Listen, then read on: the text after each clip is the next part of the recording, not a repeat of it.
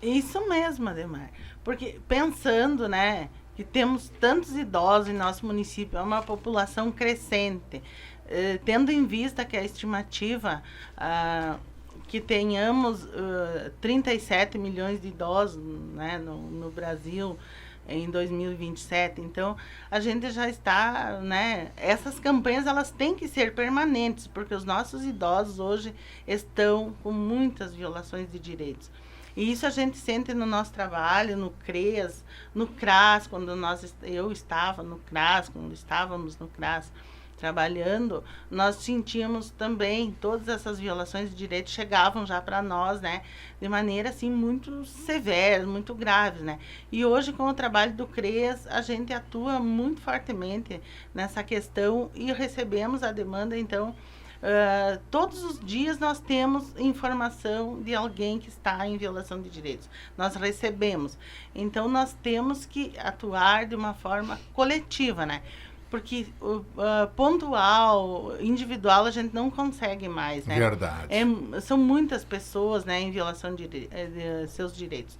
E os idosos, então, sim, estão em violação de direitos pela família, pelo Estado, pela sociedade.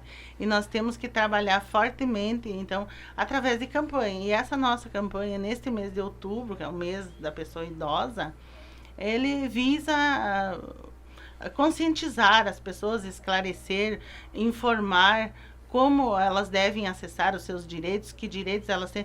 E não adianta nós falar de tantas leis e reformas se não colocar em prática no Estatuto do Idoso, se não for colocado em prática. Então, o Estatuto do Idoso, o Estatuto da Pessoa Idosa, né, agora, a gente precisa realmente colocar em prática. E os nossos idosos precisam sim ter qualidade de vida. E o que significa isso? Significa que a família, o Estado e a sociedade têm que buscar atendê-los da melhor forma possível, né? Porque não adianta a gente falar muitas coisas, falar em tantas leis e não respeitar aquela vaga do idoso, eu sempre falo, ali na rua, né? Que a pessoa não tenha onde estacionar seu carro, por exemplo, porque chegou uma pessoa que não é idosa e não respeitou. Então isso é uma violação de direito também, né? Porque falta de respeito, as pessoas não têm consciência que estão violando um direito, né? E tem que ser respeitado. Então é só um exemplo, um pequeno exemplo de tantas outras violações que acontecem, né? Então é isso que nós estamos buscando com a nossa campanha nesse mês e temos uma programação, sim. Então, durante todo o mês, a gente está com boletins informativos, né?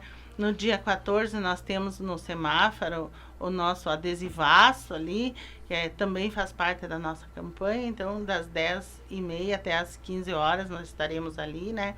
Juntamente com o CRAS, porque esse trabalho todo, ele é desenvolvido CRAS e o CREAS, né? Nós em conjunto estamos atuando para poder conscientizar a nossa população lagoense, melhorar o entendimento, enfim, em relação aos direitos dos idosos. Isso. Nesse curto espaço de tempo em que está atuando aqui em Lagoa Vermelha, Luciane, o que você sentiu com relação a essa realidade? Claro, agora que você está assumindo ali no CREAS, antes estava na habitação, que é um setor diferente, né? Distinto. O que já deu para sentir, assim, nesses primeiros meses aqui em Lagoa Vermelha com relação à nossa realidade? Tá. Apesar da habitação ser um setor específico que se auxilia em construções de casas e reformas, o trabalho do assistente social, ele continua sendo de acolhimento, de escuta, o de atendimento de todas as demandas da família. Então, para mim, o trabalho na habitação não era só olhar para casa. Eu buscava sempre olhar para o contexto todo familiar. Alguma violação que eu identificasse, eu encaminhava ao CRAS, ou o CREAS, ou o CAPS, muito CAPS, inclusive, né? E fui muito nos bairros, participei, olha, eu digo assim, ó, todos os bairros aqui de Lagoa, nas regiões de maior vulnerabilidade, eu estive, entro nas casas e conheço as pessoas. Identifiquei muita demanda de violação de direito do idoso. Por quê? Exploração financeira é um dos primeiros... É o principal. Né? É o principal. Acho que o CRAS, o CREAS e a habitação juntos identificaram essa demanda, a gente já havia conversado sobre isso, por isso a importância também dessa campanha. Abandono, né?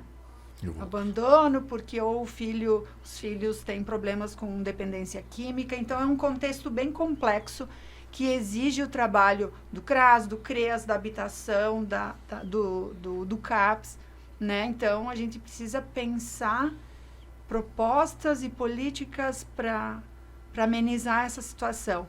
Mas a principal demanda hoje é a exploração financeira. O idoso está ali, às vezes só com um salário mínimo, e a gente precisa sim conversar sobre isso e falar sim para a comunidade que isso existe, está gritante, no sentido do idoso ter que ir buscar algum auxílio no CRAS, algum auxílio na habitação, de auxílio eventual, porque os filhos fizeram empréstimo, né? Então o salário dele, todos os idosos que hoje eu conversei, eu acho que teve um caso de um idoso que disse assim para mim, não, eu vivo muito bem com o meu salário mínimo, porque a filha dele, a única filha que ele tem, não explora. Mas dos demais, assim, todos, eu recebo um salário mínimo, mas eu recebo R$800 porque tudo é empréstimo, eu recebo só 600 porque o resto é empréstimo. Então essa campanha vem no sentido de conscientização da sociedade, que a gente precisa romper com isso e mudar e garantir o direito do idoso, sabe? Além dele do abandono, né? Mas esse é um outro problema bastante sério, que para muitas famílias o idoso passa a se constituir num fardo pesado demais, num estorvo.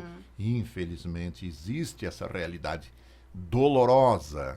Eu gostaria só, bem rapidinho aqui, que no dia 14/10, sexta-feira, das 10h30 às 15h, né, equipe CRAS, CREAS e Prefeitura, estaremos então fazendo uma panfletagem, um trabalho na rua de conscientização.